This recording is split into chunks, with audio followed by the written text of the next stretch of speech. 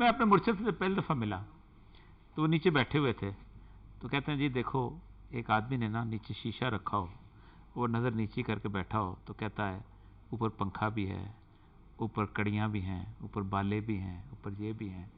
بندے حیران ہوتے ہیں، نظر نیچی رکھی ہوئی ہے، باتیں اوپر کی کر رہا ہے. شیشہ ہے یہ کیا چیز ہے؟ یہ بنیادی طور پہ شیشہ دل ہے. بسم اللہ الرحمن الرحیم. اچھا، میں اس لیے اس پہ ذرا مختلف انداز سے گزارش کرنا چاہ رہا ہوں. دیکھیے، دو چیزوں کو اوور لیپ نہ کیجیے. دین منزل من اللہ ہے، انسان کی سوچ کا نتیجہ نہیں ہے. بہتر، ٹھیک. انسان اپنے غور و فکر سے کسی نتیجے پہ پہنچے اور وہ دین بن جائے، یہ نہیں ہوتا، یہ نہیں ہو سکتا. اور تصوف انسان کی وہ جد و جہد ہے جو اس نے اپنے طور سے خدا تک پہنچنے کے لیے کی ہے، منزل من اللہ نہیں ہے. جی، شریعت کا راستہ اور ہے، ٹھیک. ان دو چیزوں کو بالکل کلیئر، یعنی یہ نہیں ہو سکتا کہ دین کو آپ تصوف بنا دیں اور تصوف نہیں، وہ تو نہیں ہو سکتا. یہ انسان کی جد و جہد ہے جو انسان نے اپنے طور سے خدا تک پہنچنے کے لیے کی ہے، اور دین وہ ہے جو منزل من اللہ ہے، اور انسان کی اپنی سوچ کو اس کے اندر کوئی دخل نہیں ہے، ٹھیک، کسی طرح سے بھی نہیں. ٹھیک. جب انسان اپنی طور سے کچھ جد و جہد کرتا ہے تو دیکھا یہ جاتا ہے کہ اس کی جد و جہد میں مقصد کیا ہے، اور اس مقصد کو حاصل کرنے کا جو طریقہ اختیار کیا گیا ہے وہ قابل قبول ہے یا نہیں ہے.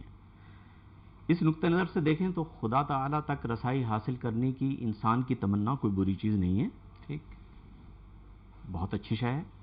اور اس مقصد کے لیے اگر انسان نے کوئی راستہ اختیار کیا ہے کہ اس کو یوں کرنا چاہیے یا یوں کرنا چاہیے، سبل رب کا ذل لگا، وہ کوئی بھی راستہ اگر انسان اختیار کر رہا ہے تو یہ انسان کا وہ راستہ ہے، انسان کا اپنا وضع کردہ وہ راستہ ہے جو وہ خدا تک جانے کے لیے کوشش کر رہا ہے.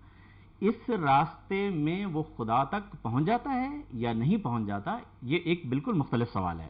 لیکن یہ کوشش خود بہت اہم ہے، بہت بڑی چیز ہے. مگر دین کے ساتھ ایسا نہیں ہے کہ دین میں خدا نخواستہ کوئی کمی تھی، تصوف نے آ کر اس کو کمپنسیٹ کیا. بالکل نہیں، اس کا نہیں، اس کا تو کبھی تصور بھی نہیں، کسی طرح سے بھی کوئی تصور نہیں کیا جا سکتا. دین اپنی نیچر کے اعتبار سے انسانی جد و جہد کو کوئی دخل نہیں، اس کے اندر قطعاً کوئی دخل نہیں. وہ 100% منزل من اللہ ہے، 100% منزل من اللہ. میں تھوڑا سا جہاں سوال کو تھوڑا سا فریم کر لوں.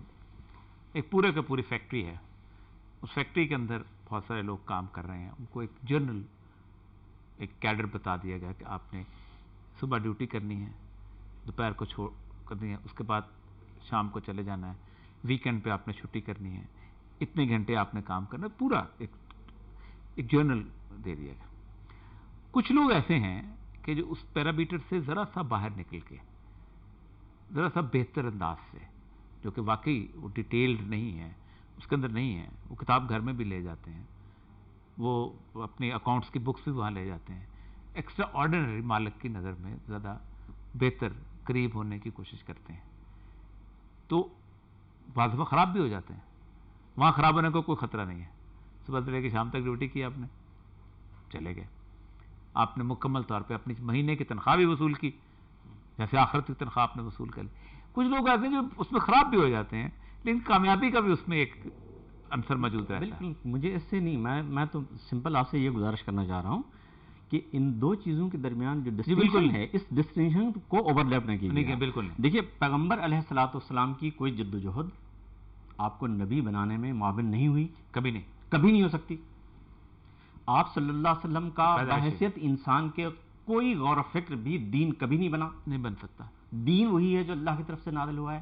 اب انسان اپنے طور سے جب جد و جہد کرتا ہے تو نفسیاتی اعتبار سے انسان کے شعور کے 3 پہلو ہیں: جذبہ، ارادہ اور ادراک. جس شخص پر مطلب ہم انسانوں میں سے ہر ایک پر کسی پر جذبہ زیادہ ڈومیننٹ ہوتا ہے، کسی پر ارادہ، کسی پر ادراک زیادہ ڈومیننٹ ہے. اگر آپ پر جذبہ زیادہ ڈومیننٹ ہے تو آپ جب خدا کی طرف بڑھنے کی کوشش کریں گے تو آپ مجبور ہیں اس بات پر کہ آپ یہ سمجھیں کہ خدا کی ذات کے ساتھ آپ کا تعلق محبت کا ہے، وہ محبوب ہے اور میں محب ہوں اس کا. تصوف کی اصطلاح میں اسے ولایت عیسوی کہا جاتا ہے.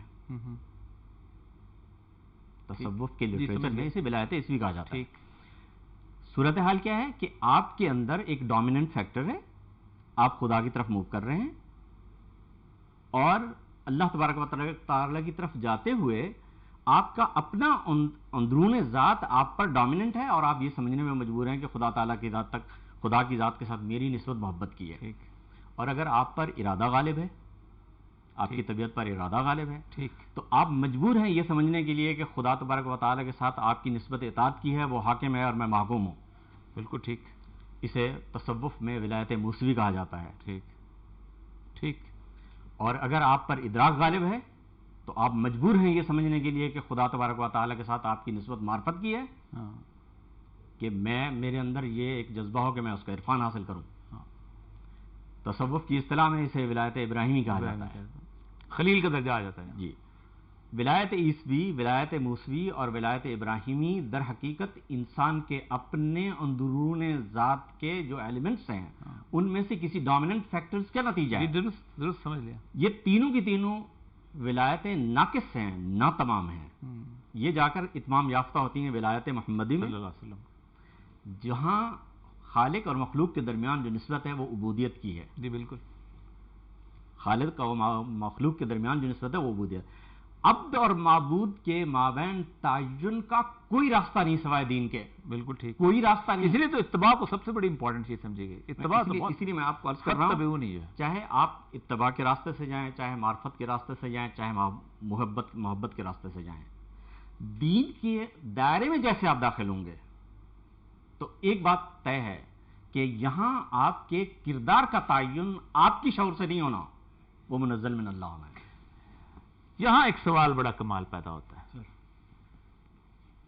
صبح فجر کی نماز، پھر ظہر کی نماز، پھر عصر کی نماز، پھر عشاء کی نماز، روزہ، حج. ایک نماز ہے کہ جو آپ مستقل پڑھتے ہیں، ایک نماز ہے جو خشیت الہی سے کانپتے ہوئے پڑھتے ہیں. راستہ ایک ہے، منزل بہت مختلف ہو جاتی ہے. اللہ تعالیٰ جو اپنے ذکر کرنے والوں کی ڈیفینیشن بتاتا ہے، اس پہ میں آپ سے سوال کروں کہ وہ اس پہ ذرا سا غور کیجیے. اللہ کہتا ہے الذین یذکرون اللہ قیاما وقعودا وعلی جنوبہم. میرے بندے میرا ذکر کرتے رہتے ہیں کھڑے ہوئے، بیٹھے ہوئے اور پہلو کے بل لیٹے ہوئے. اور آیت ختم نہیں ہوتی. اللہ فرماتے ہیں وَيَتَفَكَّرُونَ فِي خَلْقِ السَّمَاوَاتِ وَالْأَرْضِ. اور جو کچھ ہم نے پیدا کیا اس میں غور و فکر کرتے رہتے ہیں. غور و فکر کی منزل سے جب وہ باہر نکلتے ہیں تو ایک ہی فکرہ پکارتے ہیں ربنا ما خلقت ھذا باطلا. اللہ تم نے کوئی چیز باطل پیدا ہی نہیں کی. یہ جو سارا پروسیس ہے جس پہ آپ نے یہ اب راستہ ایک کاپی سب نے تیار کی ہوئی ہے. ایک تو پھول بوٹے لگاتا ہے اس میں اور اس میں کیا فرق ہے؟ سر اس پہ جو ہم ابھی بات کر رہے تھے نا کہ اہل تصوف کی، تو اہل تصوف پوری دنیا میں جہاں بھی ہوں گے یہ نیچر سے، فطرت سے، اللہ کے مظاہر فطرت سے انسپائر ہوں گے. اس کا میں سمپل آپ کو مثال دیتا ہوں کہ ایملی ڈکنسن یہ امریکن تھی اور 1626-27 میں آئی. اس نے ایک بڑی خوبصورت بات لکھی، نظم لکھی کہ the brain is wider than the sky. وہ یہ کہتی کہ انسانی ذہن جو ہے یہ سمان کی وسعتوں سے آگے ہے، سمندر کی گہرائیوں سے بڑا ہے. اور یہ وہی بات سلطان بہو سرکار جو 200 سال پہلے کہہ گئے تھے کہ دل دریا سمندروں ڈونگے تو کون دلا دیا جانے. اور وہی ایک نیچر سے انسپائر کی جو ہم بات کر رہے ہیں، ولیم بلیک جو انگلستان کا بڑا مشہور شاعر تھا، وہ یہ کہتا ہے معصومیت کی نشانیاں بڑی خوبصورت. وہ کہتا ہے کہ میں نے ذرے میں خدا کو دیکھا یا میں نے پھول میں جنت کو دیکھا. تو یہ غور و فکر کی جو بات ہے، جب بھی کوئی اہل تصوف، جب بھی کوئی نیچر کا کھوجی جب تلاشی حق کا مسافر فطرت کو دیکھتا ہے، فطرت کے مظاہر کو دیکھتا ہے، تو اس کے اندر غور و فکر پیدا ہوتا ہے، جو اللہ تعالیٰ نے قرآن مجید میں بارہا جگہوں پہ کہا ہے. غور و فکر جیسے جیسے وہ غور و فکر کرتا ہے ویسے ویسے وہ عشق الہی میں مبتلا ہو جاتا ہے، کیونکہ اس کو احساس ہوتا ہے کہ میرا مالک کتنا اصل خالق ہے، اس نے کتنی خوبصورت کائنات تخلیق کر دی. تو جیسے جیسے غور کرے گا، فکر کرے گا، تو جب عشق میں مبتلا ہوگا تو پھر وہ اپنے جب اس میں مبتلا ہوگا تو ہر وہ بری چیز چھوڑ دے گا جو اللہ کو پسند نہیں ہے، اور ہر وہ اچھی چیز اپنا لے گا جو اللہ کو پسند ہے. تو یہ جو اہل تصوف لوگ ہیں، یہ عام سوسائٹی، عام بندہ نماز پڑھ رہا ہے، وہ جائے گا ٹھاٹھا 2 نمازیں پڑھ کے واپس آ جائے گا. جس خشوع و خضوع کے ساتھ، جس عشق کے ساتھ، جس ڈوب کے ایک بندہ اہل تصوف نماز پڑھتا ہے، باقی لوگ نہیں پڑھتے. دوسری بات جو مقام احسان میں کہا کہ جیسے تم اسے دیکھ رہے ہو. ہاں بالکل. دوسری بات ہے کہ جب بندہ جس سے عشق ہوتا ہے نا تو اس کی ہر ادا پسند ہوتی ہے. اس کی ہر ادا پسند ہوتی ہے، اس کی مطلب وہ خوبیاں اپنے اندر پیدا کرنا چاہتا ہے جو اس کو پسند ہو، وہ نقائص اپنے اندر سے نکالنا چاہتا ہے جو اس کو پسند نہیں ہے۔ اب تصوف کی جب ہم بات کرتے ہیں تو اس میں کوئی شک نہیں، یہ تصوف آقا دو جہاں کی غلامی کے بغیر تو پاسبل ہی نہیں۔ سرکار مدینہ کے جب تک ہم نہیں جائیں گے، جب صحابہ کرام کی ساری تعلیم اس پہ ہم نہیں جائیں گے، تو یہ صوفیہ کرام جو ہیں یہ کام یہ کرتے ہیں کہ یہ اپنے اندر سے وہ ساری خرابیاں نکال کے خوبصورت ترین شکل میں دربار حق میں پیش ہو جاتے ہیں۔ بالکل ٹھیک۔ دوسری بات، یہ سوسائٹی کے لیے اتنے سوٹ کارآمد اور مفید ممبر ہوتے ہیں کہ یہ تمام حدود سے آزاد ہو کے سوسائٹی کی خدمت کرتے ہیں۔ ان کے لیے یہ معنی نہیں ہوتا کہ شیعہ کون ہے، سنی کون ہے، دیوبندی کا، نوابی کون ہے، ان کا نان مسلم، یہ ان سارے اختلافات سے پاک ہوتے ہیں۔ ان کا یہ دیکھتے ہیں کہ کیونکہ یہ رب کے عشق میں مبتلا ہوتے ہیں، تو رب کی بنائی ہوئی ہر چیز اور رب کے بنائے ہوئے ہر بندے سے یہ اسی شدت سے پیار کرتے ہیں۔ ان کے پاس جب بھی کوئی آتا تو یہ ظاہر نہیں کرتے کہ میں سنی ہوں یا میں شیعہ ہوں، میں دیوبندی ہوں، یہ بلکہ ہر بندے کی بڑے دھیان سے توجہ سے بات سنیں گے، ان کو حوصلہ دیں گے، ان کو اپنا کندھا دیں گے۔ تو میں یہ کہہ سکتا ہوں کہ جو اہل تصوف، اہل روحانیت لوگ ہیں، یہ غور و فکر کے بعد جب رب کے قریب ہو جاتے ہیں تو یہ سوسائٹی کے سب سے بہتر لوگ ہوتے ہیں، سوسائٹی کے سب سے بہتر ممبر لوگ ہوتے ہیں، جو خوشیاں بانٹتے ہیں، جو لوگوں کے لیے آسانیاں پیدا کرتے ہیں، روحانی طور پہ، جسمانی طور پہ، مالی طور پہ۔ تو میں کہہ سکتا ہوں کہ اہل تصوف کی قربت میں اگر ہم جاتے تو ہمارے موجودہ دور کا جو معاشرہ ہے، اس کی فرسٹریشن ہے، اس کی مادیت ہے، اس کے مسائل ہیں، تو یہ جو اللہ سے دوری کے سبب ہیں، تو اہل معرفت جو ہے، جو آقا دو جہاں کی اطاعت میں چل رہے ہیں، شریعت محمدی کے تحت چل رہے ہیں، ان کے زیر اثر جب ہم جائیں گے تو ہم سوسائٹی کے بہترین ممبر بنیں گے اور ہم لوگوں میں آسانیاں تقسیم کریں گے۔